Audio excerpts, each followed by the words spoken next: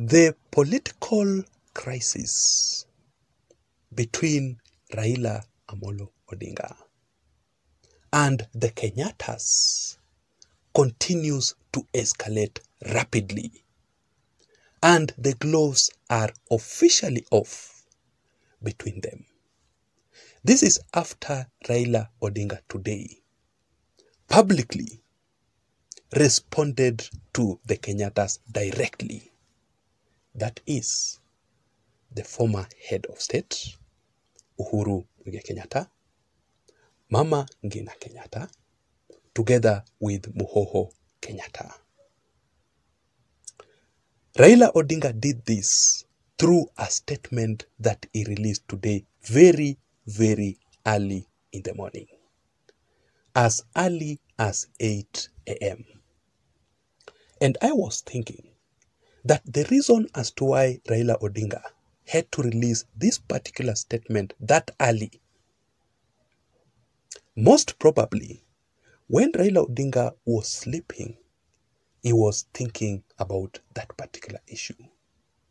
So Raila Odinga couldn't wait, or Raila Odinga was eagerly waiting to release that message once and for all.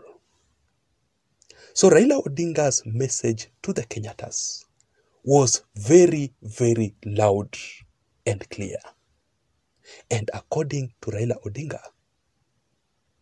his broad-based government and the dialogue with President William Samoei Ruto ahead of the 2027 general elections is unstoppable.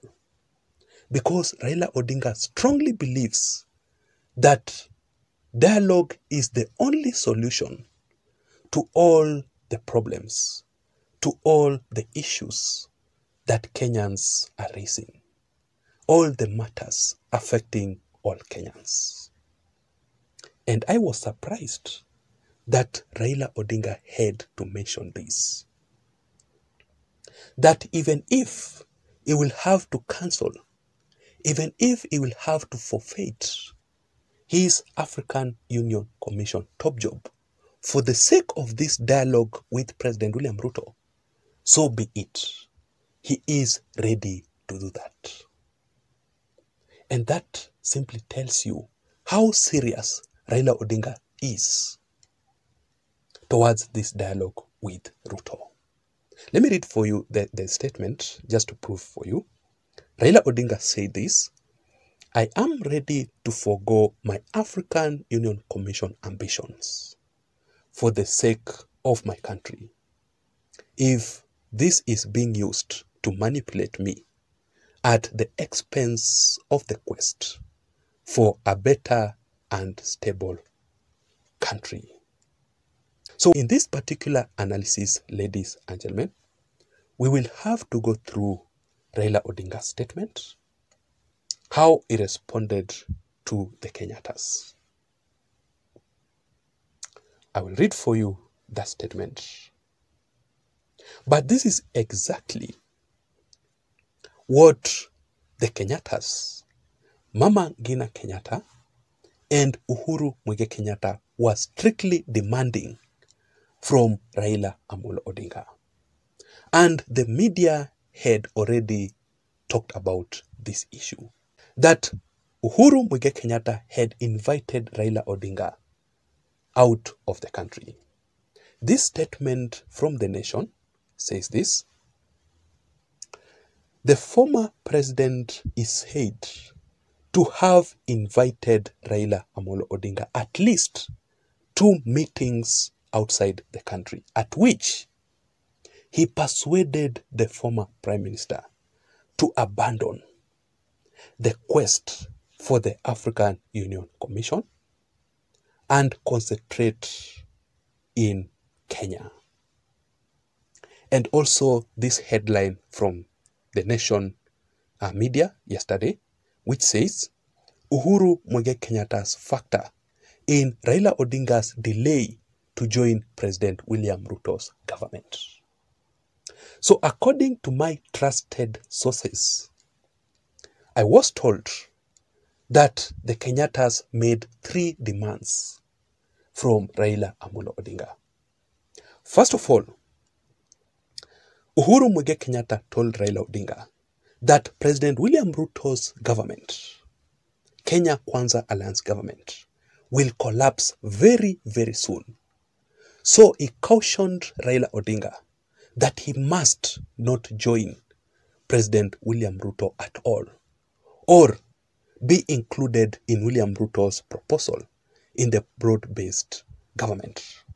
Or Raila Odinga must not engage with President William Ruto in any dialogue. That is the first demand. Number 2, Uhuru Muigai Kenyatta was telling Raila Odinga that he must drop his African Union Commission top job. Because Uhuru Muigai Kenyatta has always wanted to use Raila Odinga to frustrate President William Ruto's Kenya Kwanza Alliance government. And that is why, if you can still remember some few years back, or some few months ago, when Raila Odinga was leading the demonstrations across the country, according to the sources, according to the statement, according to the news, was that Uhuru Muigai Kenyatta was the one funding Raila Amolo Odinga's demonstrations across the country. And even recently, Robert Alai posted something saying this: Uhuru Muigai Kenyatta is using Kalonzo Musyoka and Jeremiah Kioni plus the other idlers to keep Raila Odinga and William Ruto hostile to each other. And as ODM, we will not allow the enmity that is convenient for Uhuru Kenyatta and his henchmen. We will go for the national stability and harmony, whether it pleases Kalonzo Musyoka and Uhuru Kenyatta or not. And number 3, Uhuru Kenyatta was demanding that Raila Odinga must vie for presidency again in the 2027 general elections for the 6th time. So according to Uhuru Kenyatta, Raila Odinga will have to form a political alliance with Muhoho Kenyatta, and Uhuru is willing to lead the campaigns, and especially in the larger Mount Kenya region, because Uhuru Kenyatta believes that the mountain currently is not with William Ruto as it was ahead of the previous 2022 general elections. So if Raila Odinga will vie in 2027, Uhuru Kenyatta believes that he is the man to bring down President William Ruto. But the question that I was asking myself, if Uhuru Muigai Kenyatta failed terribly to make Raila Odinga to be the president in the previous 2022 general elections, when Uhuru Kenyatta himself was in power, when Uhuru Kenyatta had the state machinery, when Uhuru Kenyatta had all the deep state, all the system, why then should Raila Odinga trust that Uhuru Kenyatta will make him to be the president when he is out of power? That is not possible. So Raila Odinga must be very, very careful to what he is being told, to whatever advice that he receives from the Kenyattas. Now let us go straight into Raila Odinga's statement responding to the Kenyattas.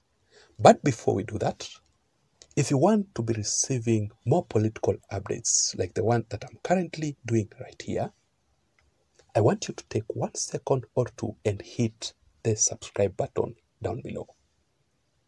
Thank you so much. You can also give this video a like just to appreciate what I'm doing here, and also for YouTube to automatically recommend this channel and this video in particular to reach out to others, because I believe that that is the only way that we can improve this channel to grow. So in Raila Odinga's statement, he did not address the Kenyattas alone. Raila Odinga addressed very many people, including the Gen Zs. Remember that the Gen Zs currently are not really happy at all with Raila Odinga's decision to support President William Ruto's dialogue, because the Gen Zs had previously warned Raila Odinga when they were starting the demonstrations that Raila Odinga must stay at home. Raila Odinga must not engage with anything to do with the current regime. Agwambo, this is a message to you. Usitoke, don't come. Agwambo, please stay at home. We saw your efforts, okay? We saw everything that you did for Kenya. Now let us. We miss you, but Agwambo, please don't even come outside. Don't come outside. Tunatoka on your behalf, okay? Raila Odinga also addressed James Orengo. James Orengo was telling Raila Odinga that instead of supporting his own supporters who have been killed in the demonstrations, he is busy searching for offices, betraying his supporters. Let me just go through what Orengo said. We cannot kill our people, then at a time of mourning them, we are busy jostling for offices. We must first deal with the injustice. Also, Raila Odinga, in his statement, he has addressed the leaders in Azimio. Akina Kalonzo Musyoka, Martha Karua, Jeremiah Kioni, akina Peter Munya, Charity Ngilu, Eugene Wamalwa, and the rest, who have severally conducted separate meetings without the presence of Raila Odinga, meaning they are isolating Raila Odinga in Azimio. So let us read this message from Raila Odinga, but we are not going through the entire message, the entire statement. So I would also want you to go through that statement. You can go, you'll search it in Raila Odinga's social media accounts. The caption for this message from Raila Odinga is saying, clearing the air, ukweli wa mambo. Meaning, Raila Odinga has started to clear the air once and for all, and he is saying nothing but the truth. So this is the message from Raila Odinga himself. He says this: I would like to address you this morning. I agree that injustice must come first before any talks. In that statement alone, he has responded to James Orengo. You know, Orengo is one of the legal advisors to Raila Odinga. So Orengo was demanding that justice first before dialogue. Then he proceeds to say that towards this end, I stand with you, that there must be, number one, compensation for all the victims, right? The victims that were affected during the demonstrations. Number two, dismissal for all the protest-related cases. You know, there were the cases of people being arrested and all the demonstrators who were affected during the demonstrations. So all their cases must be dismissed. That is Raila Odinga's demand. Also, the release of all abductees. There were some people who were abducted during the demonstrations. Up to today, we don't know where they are. They haven't been released yet. So Raila Odinga is defending them. Also, Raila Odinga is talking about the healthcare issue that must be addressed. I mean, from SHIF to NHIF. Raila Odinga is saying that all these issues must be addressed, but they must be addressed through dialogue. So whatever all these issues are, they must be addressed through dialogue. The dialogue that many people are really opposing from Raila Odinga. So Raila Odinga proceeds to say that it is my proposal that the representatives for this convention should come from various sectors, including the youth, the government, the religious leaders, the health professionals, lawyers, teachers, etc., and very many others. So it is through dialogue. The dialogue that even Uhuru Muigai Kenyatta is opposing. The dialogue that has made Raila Odinga to be isolated in Azimio. The dialogue that has made the Gen Zs to hate Raila Odinga badly. That is the only solution to the entire issues. Raila Odinga has rejected the Kenyatta's proposal, the Kenyatta's demands against President William Ruto, because the Kenyatas are looking at an opportunity to bring down William Ruto. But the reason as to why Raila Odinga is also defending William Ruto, it is because the solution is not by bringing down William Ruto. Because even if William Ruto goes down today, the person who will take over is Rigathi Gachagua. And many people are strongly opposing Rigathi Gachagua. Or, if William Ruto goes down, the military will officially take over. The military taking over will not be the solution. So, better the devil you know than the angel that you don't know. It is better we stay with William Ruto at this time until 2027 so that we can practice our own democratic choices to elect leaders of our own choices. I do not think. Ladies and gentlemen, I would also want to know your thoughts. I would also want to know your opinions in the comment section down below.